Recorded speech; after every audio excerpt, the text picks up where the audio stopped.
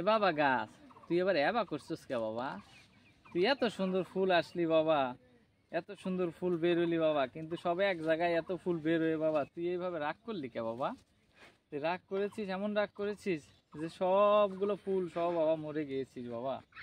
এবার তুই কেন বাবা এরকম করলি বাবা? বুঝতে পারলাম না বাবা রে। মারা গেলি গেলি বাবা, কিছু ফল তুই দিয়ে যাইতি বাবা, এটা তুই ঠিক করলি বাবা। আসসালামু আলাইকুম দর্শক, আশা করি সবাই ভালো আছেন। একটু ভিডিওর আগে একটু মজা করলাম দর্শক। এবার অনেক ফুল এসেছিল গাছে, কিন্তু এটা একটা ভাইরাস মনে হয়, আমি সঠিক জানি না। কেউ যদি সঠিক জানেন আমার একটু জানায়েন, কারণ অনেক ফুল আসছিল এরকম ঝোপায় ঝোপায় ফুল, বা এমনও ফুল এসেছিলো।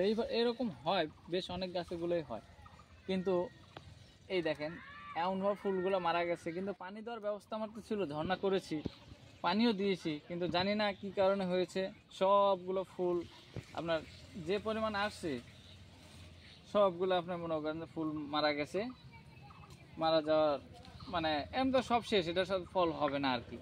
এখন এই জন্য ডালগুলো একটু কেটে দিব, একটু পুনিং করে রাখবো আগামী বছর। কেন হলো সঠিক এটা বুঝতে পারলাম না। বাবা গাছ, তুই এবার রাগ করেছিস বাবা, আমিও তোকে রাগ করি বাবা। এই দেখো সুন্দর করে তোমাকে কেটে ফেললাম বাবা, তুমি আমাকে ফল দাও নাই, আমিও তোমাকে কিভাবে রাখবো বাবা? তুমি রাগ করো না বাবা, তোমাকে কেটে ফেলতেছি, কষ্ট পেও না বাবা। আমি একটু কষ্ট পেয়েছি এবছর বাবা, কারণ তুমি যদি আমাকে একটু ফল দিতা বাবা কোনো কষ্ট পেতাম না। তোমার এত যত্ন নিলাম বাবা, তুমি এই কাজটা কেন করলে রে বাবা? এটা করা ঠিক হয় নাই বাবা, তুমি মনে একদম আঘাত করেছো বাবা। তুমি এবছর তুমি আমাকে ফল দাওনি, আমিও তোমাকে কেটে ফেললাম, তুমি আর কষ্ট পেও না, ভালো থাকো বাবা। ফল দাও নাই বাবা, এটা ঠিক করো না। তোমাকেও আমি এবার কেটে কেটে রাখবো, আগামী বছর তুমি ফল দিও বাবা। এবছর মন খারাপ করাইছো, সমস্যা নাই, আগামী বছর আর রাগ করিও না বাবা। এইভাবে দর্শক, এখন কি করবেন আর বলার কোনো ভাষা নাই।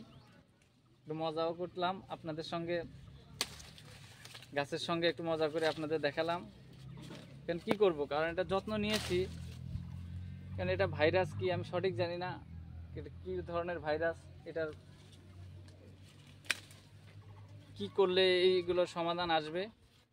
এখন আগামী বছর যেহেতু এই বছর আমার এই সমস্যাটা হয়েছে, গত বছরও হয় নাই, এখন সামনে আগামীতে দেখি এটা কি করা যায়, এটা একটু পরামর্শ করে জানতে হবে আমার।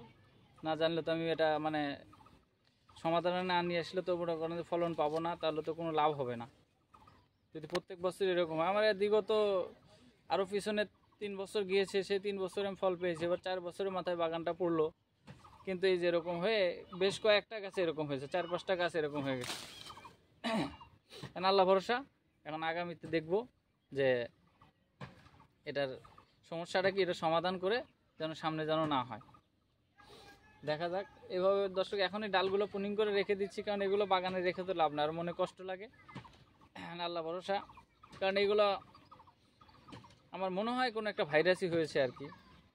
ভাইরাস না হলে এইভাবে মনে করেন যে ডাল সবই ঠিক আছে, তো একদম এই মূলগুলো আমাদের দেশে, আমাদের এলাকায় মূল বলা হয়, বা ফুল যাই যেটাই বলেন, নষ্ট হয়ে গেলে তো কোনো লাভ নাই, এগুলো পুরোটাই লস। ভালো থাকবেন, আল্লাহ হাফেজ।